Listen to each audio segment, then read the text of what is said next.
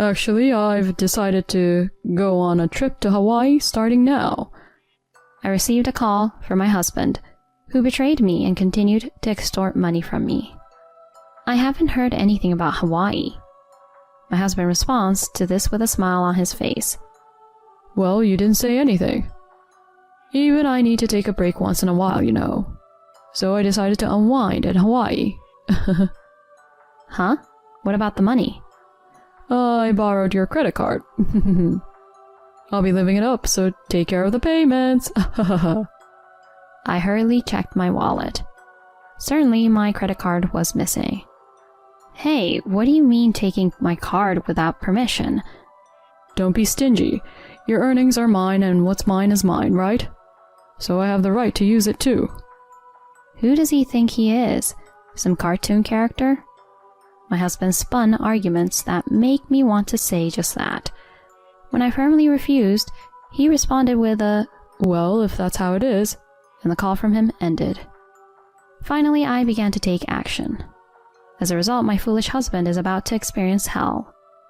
My name is Grace. I'm a 31-year-old housewife. To be honest, my family is well off. My father runs a company, and my mother is a full-time housewife, and I hold a managerial position at my father's company. To avoid the appearance of nepotism, I took all required exams and presented myself as an unrelated individual with the same surname as the president. Of course, I earned it through both caution and competence. In my early years, my father showered me with affection and generously funded my education. However, upon graduating from college, he pushed me to stand on my own. Initially, he even told me to apply to a different company. Still, as I admired my father's work, I pleaded with him to let me join his company. He reluctantly agreed, promising not to engage in favoritism. Given such circumstances, I moved out of my family home a long time ago and have been living on my own. Motivated by a desire to repay my father, I dedicated myself to work for several years. I found myself in my late 20s without a boyfriend. Whenever I returned home, my mother would express concern, saying, "Hey, Grace, it's great that you're working hard, but you should start thinking about your own happiness soon." I'm happy right now with my job. It's not about that. Haven't you thought about marriage? Should I help find someone for you? Mom, why are you so obsessed with marriage? Your dad is quite old-fashioned. If he insists on someone taking over the company, I think it would be better if it were your future husband, not you. We would feel more at ease if you married a wonderful person.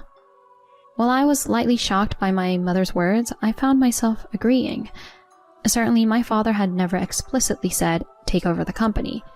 It was likely because he naturally assumed it would be a man who would inherit. My father had some old-fashioned beliefs, for sure.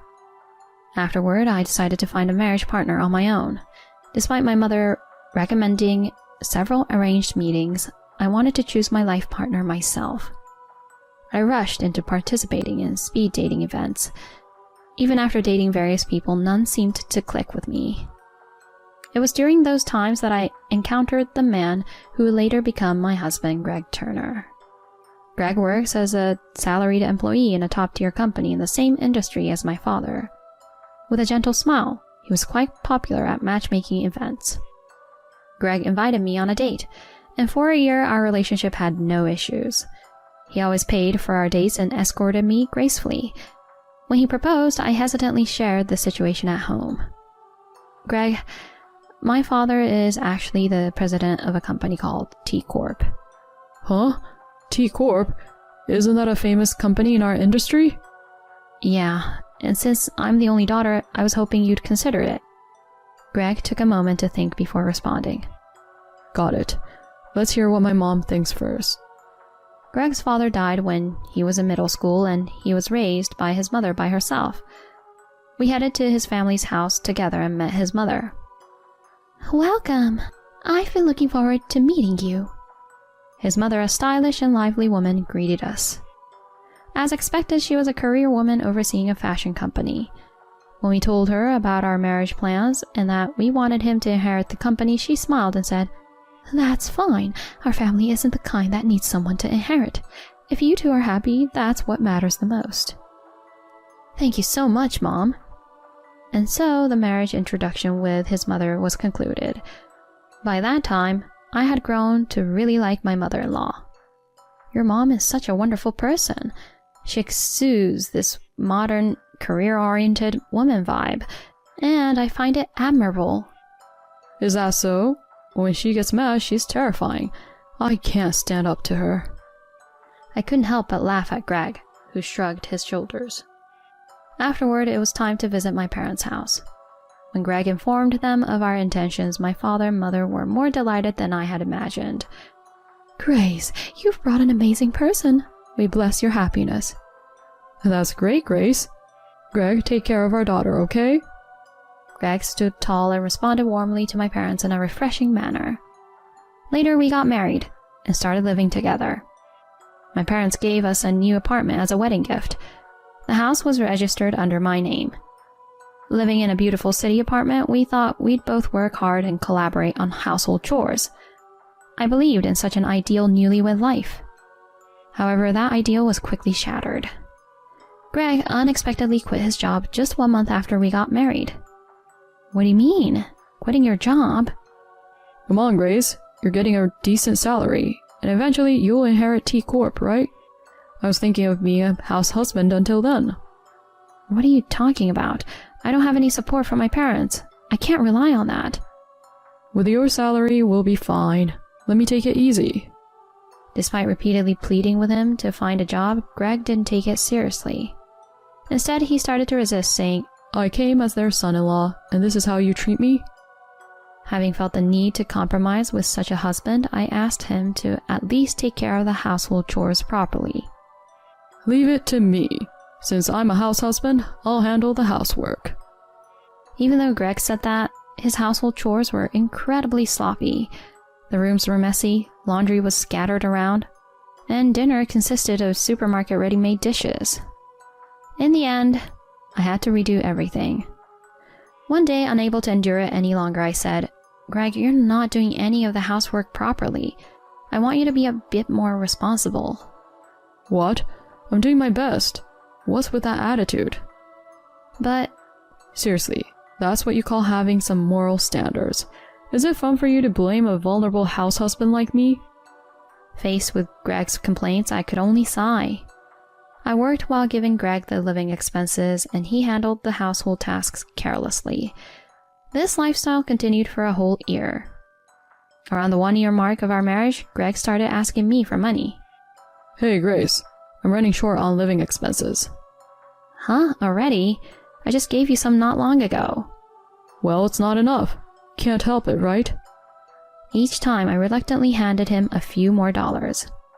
Greg even asked me to get a credit card for him, but I refused. With his spending habits, it was unpredictable. Greg, what on earth are you spending so much on? This is going to put us in the red. I was quite worried. During that time, I had to plan a company trip, so I went to a travel agency alone. I was having a meeting in a booth surrounded by walls when I overheard a conversation in the next booth. Hey, where are we going? The Bahamas? Anywhere with you is fun. But you know, isn't Hawaii better than the Bahamas? I could hear snippets of the couple's conversation. The voice of that man was unmistakably familiar. It was the exact voice of my husband, Greg. I interrupted the meeting, peeked out from behind the wall, and confirmed it. There he was, Greg. With a smug smile, arm in arm with a woman I didn't recognize, selecting brochures for their trip. At that moment, I understood everything. The reason he became cold towards me and frequently asked for money was because he was having an affair with that woman. I won't forgive him for making a fool out of me. While my head felt like it was boiling, I returned to the meeting booth. The scene I witnessed a moment ago kept swirling in my mind. After that, I took action and asked a private investigator to look into Greg.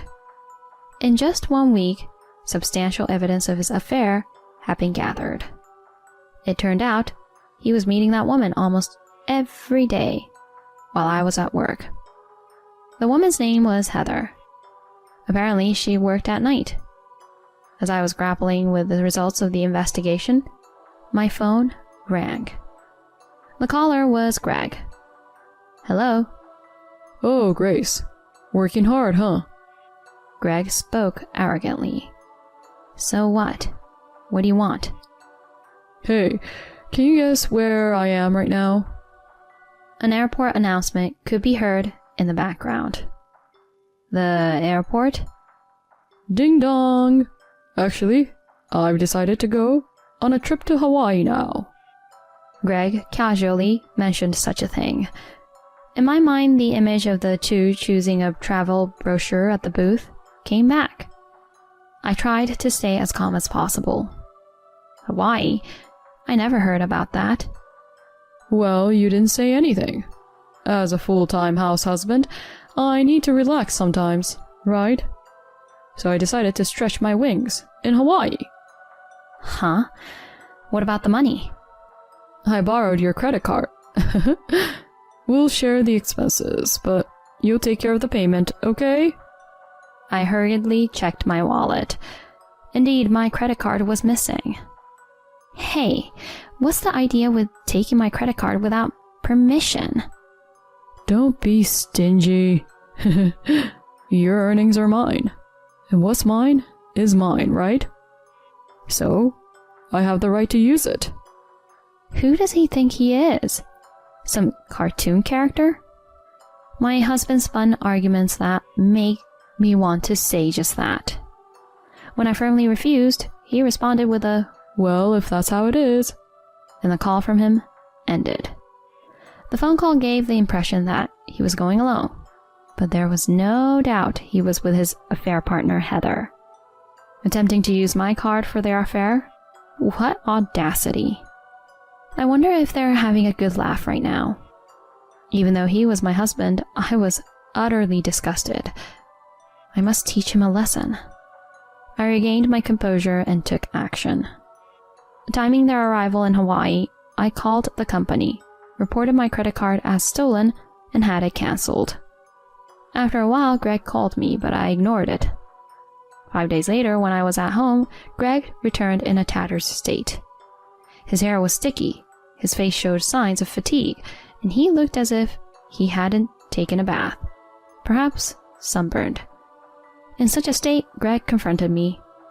Hey, my credit card didn't work there. What's going on? Huh? I cancelled it. You cancelled it? Why the hell would you do that? I told you I was going to Hawaii, didn't I? If the card is stolen, cancelling it is only natural. Greg became furious at my nonchalant response. Because of you, I couldn't even stay in a hotel and had to sleep rough in Hawaii. I hardly had any cash, so I survived on just 2 pieces of bread for 3 days. I thought I was going to die. So how did you make it back? All I had was a plane ticket. I got tangled up with the local punks and it was a real mess. How are you going to make up for this? Oh, it sounds like you had a fun Hawaii trip. As I calmly remarked, Greg glared at me. But seriously, you didn't have to go this far, did you? My life was really in danger. I feel like suing you. It's me who should be suing. Huh? At that moment, I threw several photos on the floor. Those photos clearly showed evidence of Greg's affair. Intimate moments, entering a hotel, and even a snapshot of them holding a large travel bag at the airport. Seeing those pictures, Greg's face turned pale. What is this? Did you know about it? Yes, I've been asking the detective agency for a while now. You were planning to use my card for your affair, weren't you? Facing Greg, who turned pale and stuttered, I continued calmly. You'll compensate me for the affair and the money you embezzled, of course. And of course, we're getting a divorce. Huh? Divorce? Are you kidding me? Divorce over something like this? Just as Greg uttered those words, a woman's voice echoed in the room. You're the one kidding around. Upon confirming the source of the voice, Greg's legs gave out. Mom, why are you here? Yes, I had summoned his mother to this place. I explained his behavior and lifestyle, showed evidence of his affair, and had his mother waiting in the next room. His mother approached him, with determination and delivered a powerful slap. Smack! A loud sound echoed in the room. What the hell, Mom? What are you doing? What about you? I didn't even know you quit your job. Not only did you become unemployed and rely on Grace, but you also stole her credit card for a cheating trip. What on earth were you thinking? Well... The only thing you can do is to sincerely apologize to Grace and accept her demands. Come on, sit down. Greg's mom grabbed his head and forced him to sit on the floor. He told me in a trembling voice as he shrank back from such a mother. Grace, I'm really sorry. It's all my fault. That's right. There's no denying that. At that moment, Greg lifted his head. But please, don't just divorce me. I don't want to lose this life, my position as president of T Corp, or anything else. I'll be a good husband from now on, so please let this incident slide. His mother, without a moment's hesitation, forcefully slapped Greg's head. Seeing him like that, I shouted loudly. Who's going to forgive you, you jerk? I'm definitely divorcing you. Pay the alimony quickly and disappear, you worthless man. The rest is up to hell to decide. No way. Greg cried out in tears and was dragged away by his mother by the scruff of his neck. Later on, the divorce between Greg and me somehow went through. He was ordered by his mother to pay alimony, and the amount he misappropriated totaling $60,000. I also demanded alimony from his cheating partner. She initially claimed she couldn't pay, but when I threatened to take legal action, she borrowed money and paid up. This apparently triggered a breakup between Greg and her. Having depleted his savings due to payments to me, Greg tried to return to his parents' house, but his mother refused. She had completely severed ties with Greg. Now homeless, he reportedly moved into a rundown apartment and is currently job hunting. Even upon hearing this, I feel no sympathy whatsoever. I can only think, serves you right. On the other hand, I am working hard while living alone. Recently, my father told me, You are more capable than I thought. I hope you take over the company in the future. Those words were more than joyful for me. Currently, I have revealed my identity within the company, and I'm undergoing training under my father as a successor. I would like to continue to make my life brighter by never ceasing my efforts.